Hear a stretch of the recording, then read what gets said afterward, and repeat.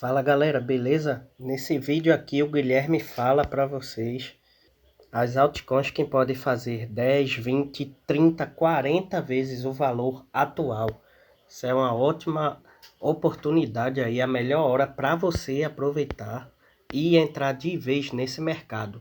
E volta para onde? Justamente para o ponto onde esse pessoal comprou. Porque quando chega nesse ponto, o cara não vai querer vender no prejuízo. A partir dali, ele para de vender. Ele segura e a tendência é que o preço pare justamente nessa região. Você não precisa acreditar em mim. Você pode olhar o gráfico que mostra justamente isso. Esse gráfico na tela é justamente o preço realizado pelos holders de curto prazo, que é esta linha laranja que vocês estão vendo aqui no gráfico, né? E o preço é a linha preta. Notem que desde a reversão, né, desde o fundo do poço, que foi lá nos 15 mil dólares, o preço sobe e ele encontra onde o seu fundo? Justamente ao encontrar a linha laranja, ou seja, o preço que o holder de curto prazo pagou. Chegou nesse ponto, o preço volta a subir. Chegou nesse ponto, o preço volta a subir. Só não aconteceu nesse terceiro toque marcado em vermelho, onde chegou na linha laranja e rompeu para baixo dela, né? Somente dessa vez aconteceu. Na próxima, que a gente está vendo aqui já em 2024, o preço caiu e novamente, ao chegar na região da linha laranja, ele voltou a subir.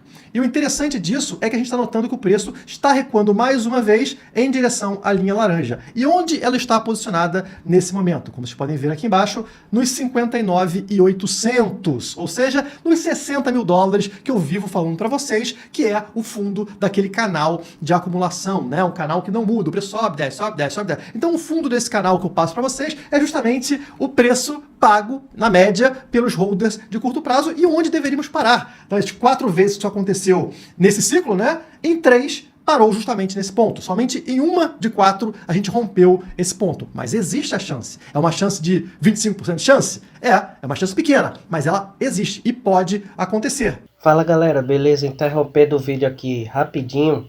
Você quiser fazer parte aí da maior nação, quem quer trabalhar com criptomoeda aí no Brasil, melhor treinamento desse cara que você tá vendo o vídeo aí, que é o Guilherme, é bom você aproveitar aí enquanto é tempo. O link tá na descrição, o primeiro link aí, para você conhecer melhor e fazer parte da nação altcoin o quanto antes, enquanto ainda tem vagas disponíveis. Beleza? Recado rápido aí, não perde tempo, confere lá, para fazer logo parte da nação altcoin. E aí eu estava olhando para esse gráfico semanal aqui na tela, que parece uma poesia, parece uma ópera, parece uma música clássica, tudo rimando, tudo bonito, né? Você vê que todas as quedas, desde que o Bitcoin encontrou seu fundo do poço, né? Ou seja, ao longo de todo o ciclo de alta, as quedas ali de 20% certinhas, né? Cai 20, cai 20, cai 20, cai 20, cai 20 e volta a subir. Então tudo rimando, tudo bonitinho, e eu tava feliz da vida, né? Olhando o gráfico falando, meu Deus, como o Bitcoin é lindo, como ele é matemático, como tudo se encaixa perfeitamente, até que eu notei uma coisa estranha. Falei, peraí, gente, o que tá acontecendo aqui? Olha aqui. São 1, 2, 3, 4, 5. Essa é a 5ª semana de velinhas vermelhas. 5ª semana de queda consecutiva. Isso não é normal. Em todos esses momentos anteriores, ao longo do ciclo, você percebe aqui, ó, 2 velinhas vermelhas e recupera, 1 velinha vermelha e recupera, 3 velinhas vermelhas e recupera, né? 2 e recupera, 2 e recupera, 3 e recupera, 2 e recupera. 5 em sequência. Aí eu fui olhar, fui pesquisar isso, né? Em toda a história do Bitcoin. E não acontece isso, pessoal. Não acontece isso. 5 velas vermelhas em sequência é um padrão de bear market. É um padrão de ciclo de baixa e não de ciclo de alta. Ciclo de alta você tem uma queda e o pessoal aproveita para comprar na promoção. 5 quedas em sequência? Estranho. E aí comecei a pesquisar e realmente vários perfis começaram a notar a mesma coisa, né? Tá aqui, ó, 5 semanas, ou seja, 5 semanas de queda consecutivas, e isso parece com esse momento aqui atrás, ó, de bear market, né? Lá em 2022. Tinha um topo aqui e começou a apresentar um número de velas muito mais forte. Nesse caso aqui, 9 semanas de queda, fazendo que o mercado realmente caísse, né? Aqui o pessoal não estava confiante. A alta histórica foi aqui, nos 60 e poucos mil dólares. O preço está aqui, nos 40 e poucos mil dólares. Então agora vai voltar a subir. E aí, uma vela vermelha, 2 velas vermelhas, 3 vermelhas, 4 vermelhas, 5 vermelhas, e vai subir, não. E foi afundando, foi afundando, foi afundando. Quando você foi ver, quando parou de cair aqui, pessoal, já estava lá embaixo dos 20 mil dólares. Agora não adianta mais vender. Então você perdeu o bonde. E esse é o meu receio. Será que eu estou cego pela paixão ao Bitcoin, que não enxergo uma reversão? é para isso que eu estou fazendo esse vídeo, para a gente analisar essa possibilidade. E eu não sei se vocês lembram de um vídeo há algumas semanas atrás que eu trouxe para vocês, falando sobre as bandas de Bollinger e como o Bitcoin tem uma tendência de, ao encontrar o topo da banda de Bollinger, como em todos esses momentos aqui, ele retornar para o centro dessas bandas, né? Essa linha branca que passa aqui no meio. E o preço estava aqui, né? Caindo depois de encontrar o topo das bandas de Bollinger. Eu falei, não, acho que não vai chegar até lá não. Mas olha só onde a gente já está. Na quinta semana vermelha e nos aproximando justamente do centro das bandas de Bollinger. Nesse momento, nos 55 mil dólares. E mais preocupante do que isso, se vocês notarem ao longo de todo esse movimento do ciclo de alta que a gente teve, o preço tem uma tendência de retornar para essa linha amarela, que nesse caso aqui é o EMA 21. Então o EMA 21 em todos os momentos serviu aqui como um imã para o preço, né? O preço se afasta da média, que é o EMA 21, e retorna para a média, que é o EMA 21. E está acontecendo exatamente a mesma coisa nesse momento. O EMA 21, neste momento, está nos 56.400 dólares. Então, também estamos em direção ao EMA 21, a linha amarela, como em todos os movimentos anteriores. 56 mil dólares estaria abaixo ali dos 60 mil dólares, que eu considero ali o fundo do meu canal e que não esperaria cair abaixo disso. Então, tecnicamente, olhando neste gráfico, existe sim uma chance da gente buscar essa região ali, 50 e poucos mil dólares, tá? Abaixo, portanto, da região que eu falei para vocês. E continuando nessa análise, a gente percebe que o preço ele atingiu por 3 vezes o topo, ou seja, essa região próxima dos 70 mil dólares, né? E quando a gente tem esse padrão aqui de topo triplo, como estão vendo no desenho à esquerda, acontece essa tendência aqui de o preço cair e finalmente romper o neckline, que é aqui a linha de pescoço, né? E aí desabar na altura dessa figura. Isso é preocupante, porque olhando para o gráfico do Bitcoin aqui na direita, vocês percebem justamente que a gente já rompeu a tal da neckline, ou seja, da linha de pescoço, fazendo com que exista uma tendência de queda maior para essa região, que é a região de retração Fibonacci 61.8, tá? Então, tecnicamente, deveria retornar para essa região que está nos 52 mil dólares. Então, já estamos falando ali de mais um gráfico trazendo o preço para baixo dos meus 60 mil dólares, né? No caso aqui, vimos 55 e agora vimos 52 mil dólares. Agora, por qual motivo eu confiaria nessa análise se a gente se mantém dentro do canal? Para mim, enquanto a gente está dentro daquele canal que eu mostro para vocês há muito tempo, né, que vem formando uma bandeira de alta, vocês olharem aqui, né, temos aqui o mastro da bandeira e temos aqui a flâmula da bandeira sendo marcada nesse gráfico. Enquanto estiver dentro do canal, enquanto estiver acima dos 60 mil dólares no fechamento diário, não existe desconfiguração da bandeira de alta. Então por que você vai tomar um movimento antes de um rompimento? Não faz nem sentido, tá, pessoal? Porque, por enquanto, na minha visão,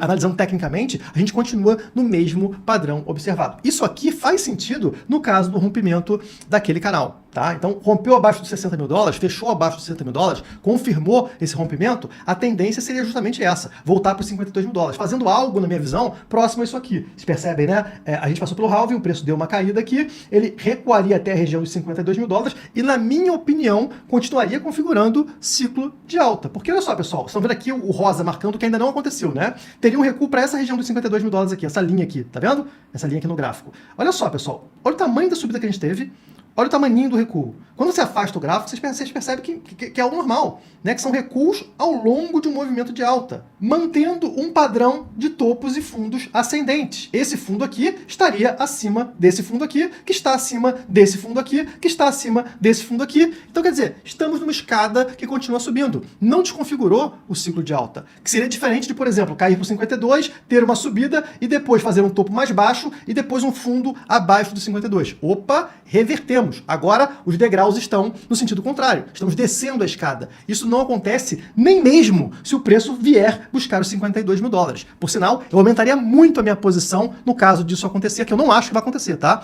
Mas caso aconteça, eu aumentaria ainda mais a minha posição porque a estrutura está mantida. E aí a gente teria a tendência de continuar nesse movimento aqui, onde está marcado em rosa, né? Até atingir um topo lá em meados, no caso aqui desse gráfico, colocam setembro do ano que vem, setembro de 2025, e colocam aqui a média de previsões, né? Com um topo lá nos 250 mil dólares, tá? Eu tenho uma previsão um pouquinho mais conservadora, um pouquinho mais baixo, né? Que vai ali dos 140 aos 200 mil dólares, mas é possível sim atingir 250 mil dólares no final, no pico desse ciclo, como vocês estão vendo aqui. E depois, claro, o mercado entra em bear market, entra em ciclo de baixa e começamos a ver aqui uma queda. Mas não nesse momento, não agora.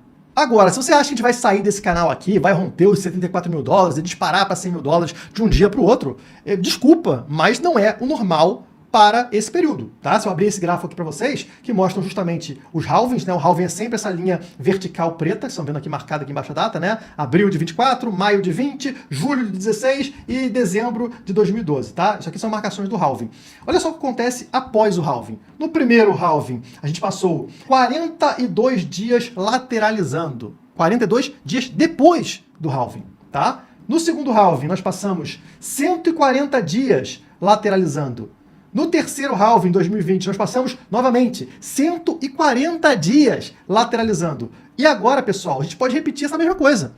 Passar aí 140 dias depois do halving, que aconteceu no dia 19 desse mês, né? Joga 140 dias para frente. E a gente estaria em linha com os dois últimos halvings. Ou seja, o preço não sair daquele canal que eu trouxe para vocês durante 140 dias. É tempo pra caramba, pessoal. São vários meses aí com preço dentro de um canal bem chato, mas aconteceu nos últimos halvings. Em todos os halvings acontece esse período chato, monótono de lateralização, que não significa de forma alguma que encontramos um topo. Até porque topo, alta histórica, ele não fica lateralizando. Quando você atinge um topo, como aconteceu nos ciclos anteriores, geralmente é um movimento rápido. Você chega lá e blum, desaba na sequência, tá? Às vezes é um dia, algumas horas. Você faz lá um paviozinho que pega lá em cima e o preço desaba, tá? Porque aquilo ali é o extremo do extremo do extremo do hype, da ganância absoluta. Então é um movimento muito rápido. Não é um movimento chato dentro de um mesmo canal. E além do gráfico, a gente tem outras coisas com potencial de impacto positivo para o mercado cripto. Caso vocês não lembrem,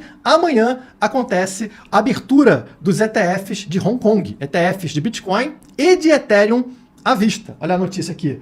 Briefing de imprensa com o executivo da China AMC antes do lançamento de terça-feira dos ETFs Spot Bitcoin e Ether de Hong Kong.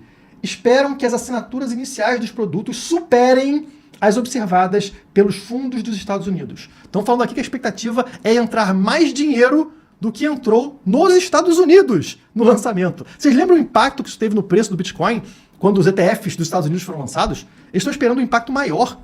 Assim, de verdade, eu não acredito nisso, tá? Não acredito. O mercado de Hong Kong é muito menor. Ah, pode ter algum impacto da China? O chinês não pode investir nesse ETF de Hong Kong, a não ser que ele tenha residência em Hong Kong, né? Ele tem ali uma autorização e tal. Descobriremos amanhã, tá, pessoal? Mas é algo que tem impacto positivo. Além do gráfico, né? Você não confia em gráfico. Uma notícia que tem impacto para o mercado acontecendo amanhã. E mais do que isso, quando a gente analisa aqui o número de investidores de criptomoeda em cada região do planeta, olha aqui quem aparece em primeiro. Ásia.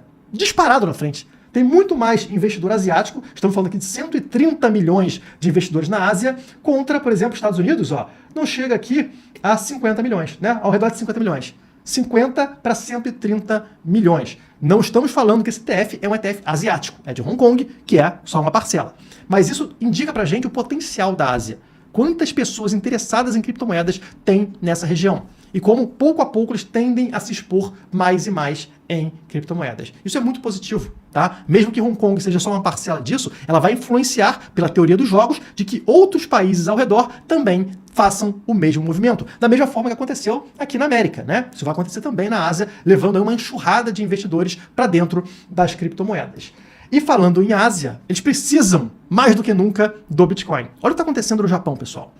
Moeda do Japão atinge menor nível em relação ao dólar em 34 anos. Estamos falando de 1990. A moeda japonesa vem perdendo valor de uma forma, pessoal, inacreditável. Olha o gráfico aqui, pessoal. Olha o gráfico. Uma queda, olha só, de 35% contra o dólar somente de 2020 para cá. Tá virando uma shitcoin. Tá perdendo completamente a sua estrutura, a sua capacidade de reserva de valor.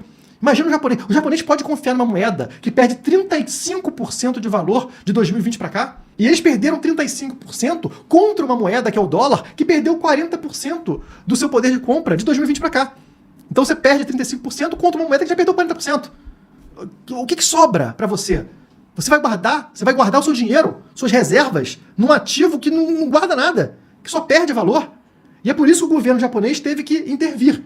Teve que vender dólar lá para comprar yuan, tentar manter uma paridade. Estão forçando a barra para algo que está morrendo, está acabando. Isso mostra para as pessoas como a gente precisa ter Bitcoin para se proteger. A gente precisa novamente ter o lastro na escassez. A moeda precisa de um lastro na escassez. Antigamente era no ouro. Agora que não tem mais como ser no ouro, precisa de outra coisa. E essa coisa se chama Bitcoin. E se a minha expectativa em relação ao mercado estiver correta, preparem-se, pessoal. Preparem-se, porque o que vocês vão ver no Bitcoin, mas principalmente no mercado de altcoins, é algo surreal, tá? Sempre é surreal em ciclos de alta, mas dessa vez tende a ser ainda mais poderoso. Olha só o gráfico das altcoins, como a gente está fazendo exatamente o mesmo movimento de todos os ciclos, tá? Esse aqui é o valor de todas as altcoins somadas, né? Todas as outras criptomoedas tirando o Bitcoin.